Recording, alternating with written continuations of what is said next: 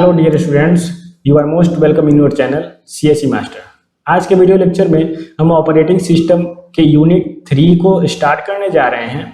अभी तक हमने यूनिट 1 और यूनिट 2 को कंप्लीट कर लिया है। यूनिट 1 में हमने इंट्रोडक्शन टू ऑपरेटिंग सिस्टम को पढ़ा था और यूनिट 2 में प्रोसेस मैनेजमेंट को हमने समझा था। अब यूनिट 3 में हमें प्रोसेस शेड्यूलिंग जानना है, जिसमें कि शेड्यूलिंग क्या होता है, कितने तरह के शेड्यूलिंग एल्गोरिदम्स हैं, इन सारे टॉपिक्स को डिस्कस करना है। तो यूनिट 3 में प्रोसेस शेड्यूलिंग के कुछ सब टॉपिक्स को हमने बनाया है। हम लोग लेक्चर नंबर 21 में प्रोसेस शेड्यूलिंग, जो कि प्रिमिटिव एल्गोरिदम शेड्यूलिंग और नॉन प्रिमिटिव शेड्यूलिंग एल्गोरिदम, इसको समझेंगे। चलिए तो हम स्टार्ट करते हैं लेक्चर नंबर 21।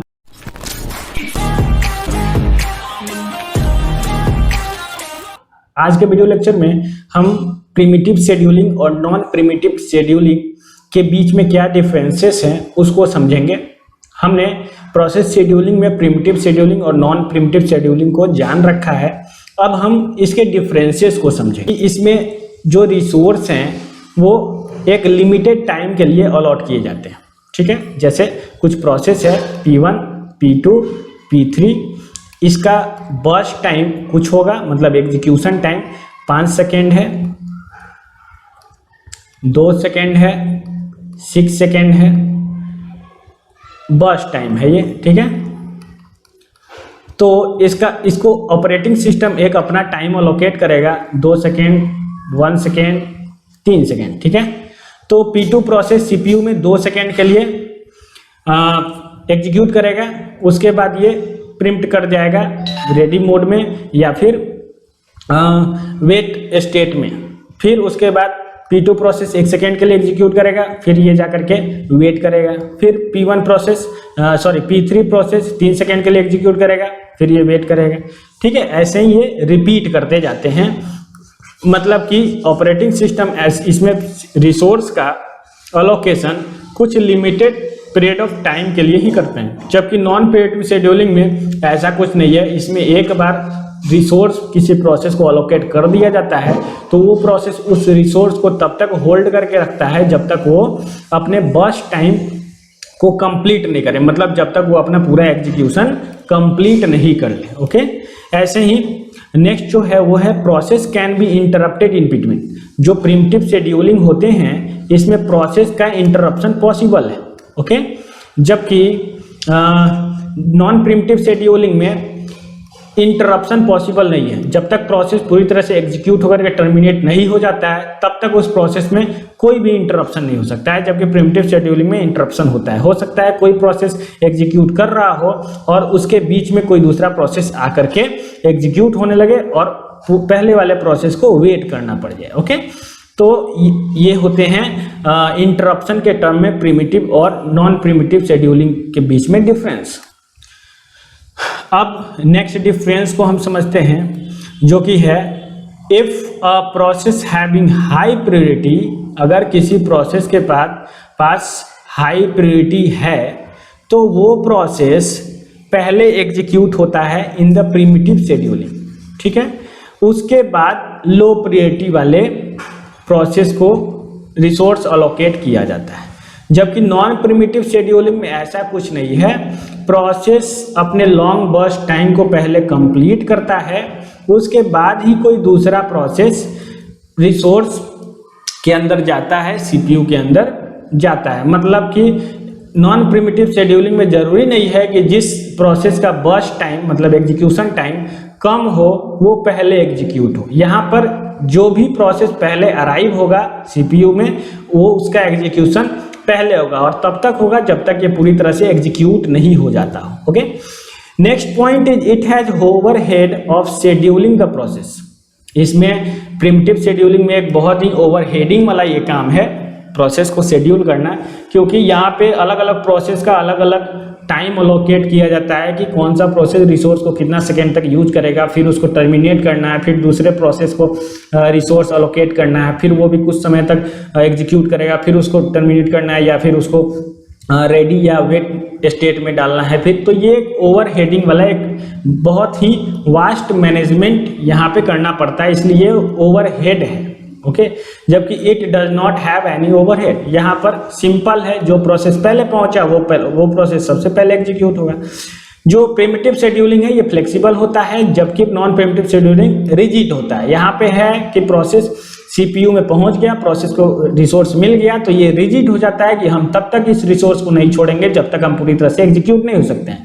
जबकि प्रिमिटिव शेड्यूलिंग में जो प्रोसेस है वो फ्लेक्सिबल होते हैं, प्रोसेस को कोई भी हाई प्रायोरिटी वाला प्रोसेस सीपीयू में से रिप्लेस कर सकता है, ठीक है, और अपने यूज के अनुसार, अपने परफॉर्मेंस के अनुसार जो भी प्रोसेस का स्विचिंग होता है one state to another state, ये परफॉर्म होता है। In primitive scheduling CPU utilization is high. Primitive scheduling में सीपीयू का यूटिलाइजेशन हाई है, सही बात है। कैसे हाई है? यहाँ पर प्रिमिटिव शेड्यूलिंग में जो हाई प्रायोरिटी प्रोसेस होते हैं वो पहले प्रोसेस होते हैं, पहले एग्जीक्यूट होते हैं, उसके बाद लो प्रायोरिटी वाले जो प्रोसेस हैं वो एग्जीक्यूट करते हैं। जैसे एक एग्जांपल के लिए बता रहे हैं, ये सीपीयू है, यहाँ पर एक प्रिमिटिव शेड्यूलिंग हो रहा है और एक साइड नॉन प्रिमिटिव शेड्यूलिंग हो रहा है। ओके, यहाँ पे कुछ प्रोसेस है P1 P2, दो ही प्रोसेस को हम एज्यूम करते हैं। P1 का बर्स्ट टाइम 6 सेकेंड है और P2 का बर्स्ट टाइम 2 सेकेंड है। ओके, और यहाँ पर हमारे पास दो प्रोसेस है P1 और P2। P1 का बर्स्ट टाइम 2 सेकेंड है और P2 का यहाँ पर P2 का हम अलग से एग्जांपल नहीं लेते हैं, हम लोग क्या करते हैं P1 और P2 प्रोसेस को ही एक बार प्रिमिटिव शेड्यूलिंग करते हैं, एक बार नॉन प्रिमिटिव शेड्यूलिंग करते हैं, हमें पता चल जाएगा कि किस में सीपीयू यूटिलाइजेशन हाई होगा। यहाँ पर देखिए, अगर P1 प्रोसेस पहले अराइव होता है तो ये 6 सेकेंड के लिए सीपीयू को अपने हाथ में ले लेगा, एग्जीक्यूट होगा, तब तक P2 प्रोसेस का वेट करता रहेगा कि P1 प्रोसेस एग्जीक्यूट हो जाए, सीपीयू खाली हो, तब हम जाएंगे एग्जीक्यूट करने। तो यहाँ पर दो प्रोसेस को कंप्लीट करने के लिए टोटल टाइम 8 सेकेंड का लग रहा है, ठीक, दोनों प्रोसेस को एग्जीक्यूट करने के लिए।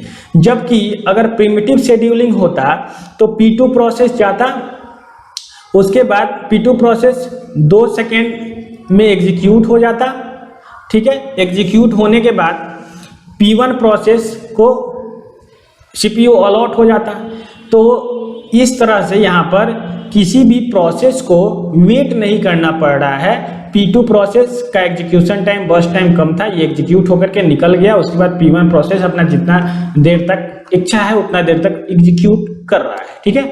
तो यहाँ पे सीपीयू का यूटिलाइजेशन हाई होता है प्रिमिटिव शेड्यूलिंग में, जबकि नॉन प्रिमिटिव शेड्यूलिंग में सीपीयू का यूटिलाइजेशन लो होता है। Primitive scheduling waiting time is less.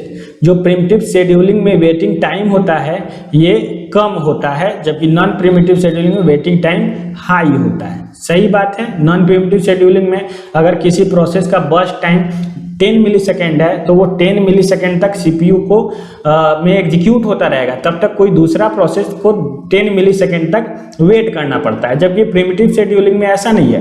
Primitive scheduling में सभी प्रोसेस का सीपीयू रिसोर्स कुछ समय के लिए अलोकेट किया जाता है, तो उतने ही समय के लिए दूसरा प्रोसेस वेट करेगा जितने टाइम के लिए किसी प्रोसेस को ऑपरेटिंग सिस्टम रिसोर्स दिया हुआ है। तो waiting time of course primitive scheduling में कम होता है as compare to non primitive scheduling.